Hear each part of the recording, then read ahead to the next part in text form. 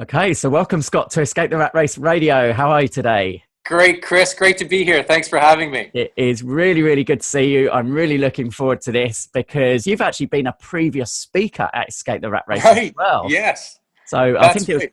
Escape the Rat Race 13, perhaps. It was the January session. You came in, you did goal setting with all the members, and it was a really, really Yeah, great evening.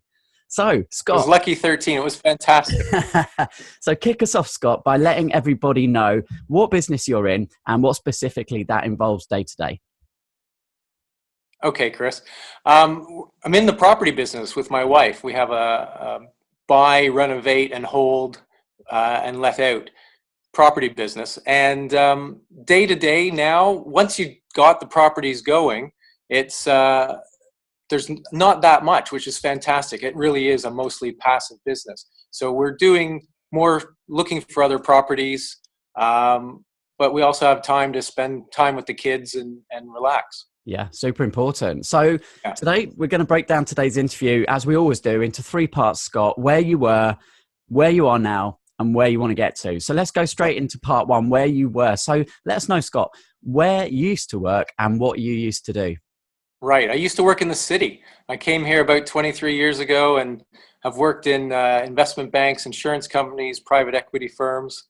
I used to do mergers and acquisitions, corporate development, and towards the end, some public relations and branding. Yeah, full on corporate. That's right. So, Very. and at what point, Scott, did you realize that you didn't really want to work for somebody else any longer? And what were the first steps that you started to take to change your situation?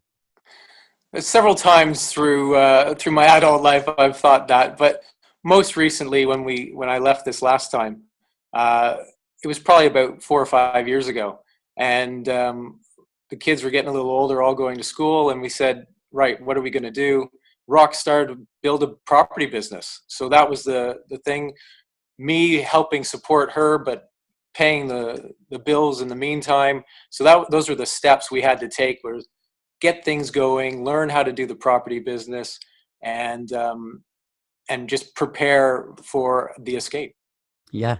And property, such a popular asset class because, it really, really can help someone replace their income in a pretty short space of time, as long as you're committed Yes. and focused. Was there any specifics about property and how you settled on property specifically, to generate enough income so that you'd be able to quit your job? Right. Yeah.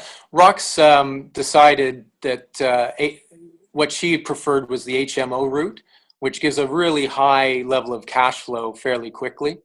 Um, so that's the route we went down, and she became an expert in the HMO field. Yeah. And how did you specifically for yourself, Scott, set parameters or know when exactly was the right time for you to be able to hand in your notice and sack Right. your boss? Right.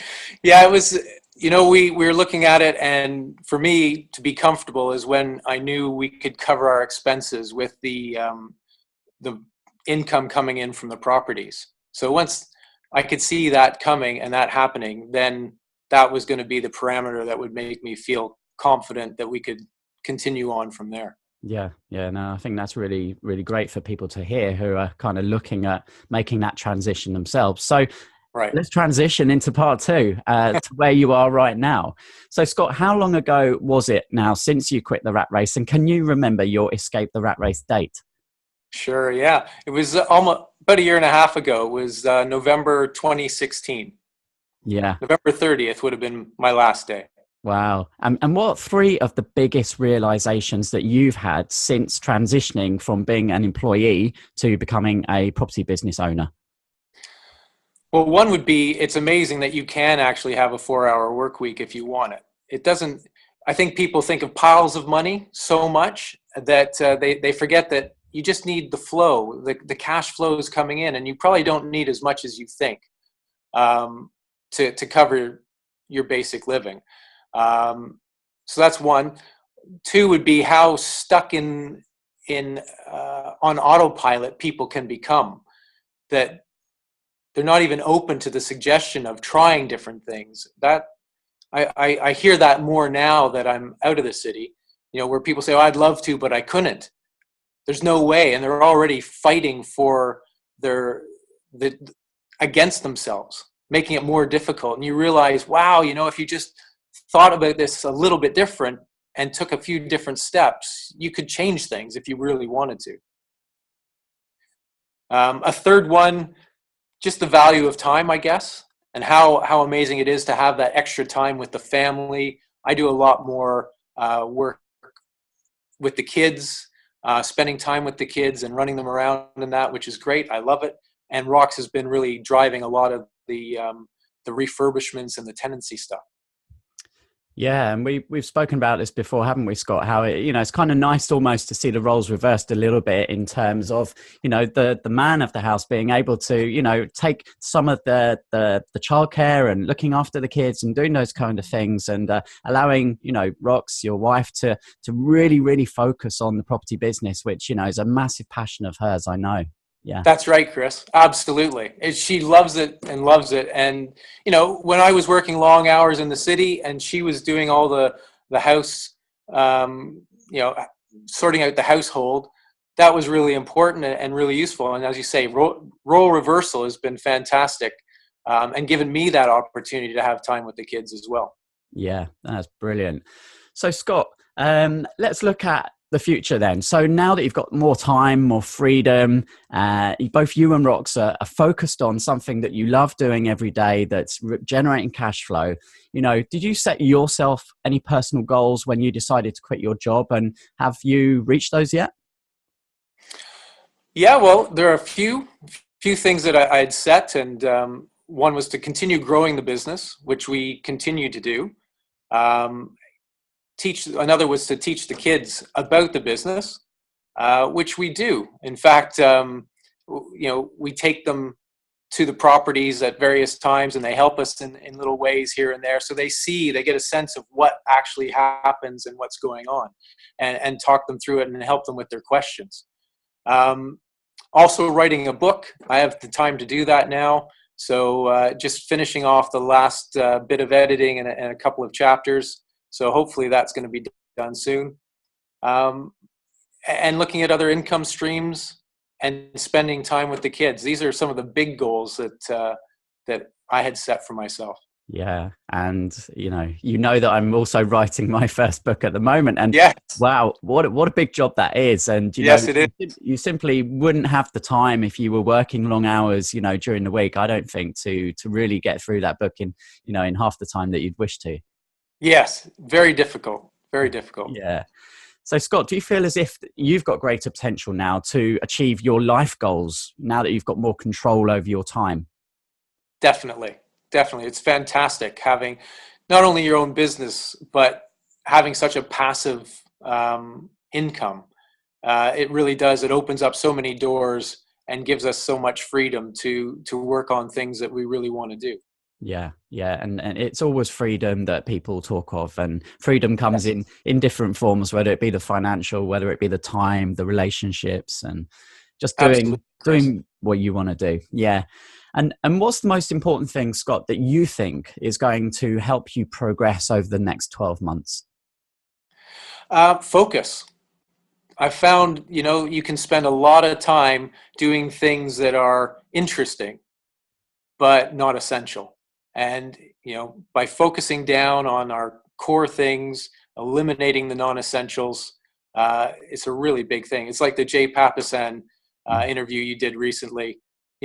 Focus on the one thing that you need to get done each day. And then you get there. You will get there. Yeah. And it can be hard for many people when they're on this journey, just taking those first steps down that entrepreneurial route, to feel quite lonely and maybe not have the people around them to help get them focused, and support their big dreams to right. just go and do it. That's so right. Great that you've got Rox there, who obviously you're on a similar mindset. You're both building that strong entrepreneurial mindset with one another.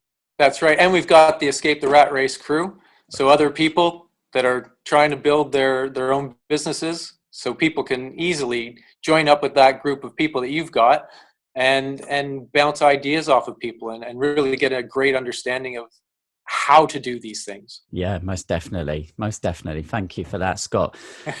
So, Scott, for anyone listening right now, maybe they are squashed up on the tube. They're in They're in the traffic jam, maybe where you can remember being not that Yes. many years ago.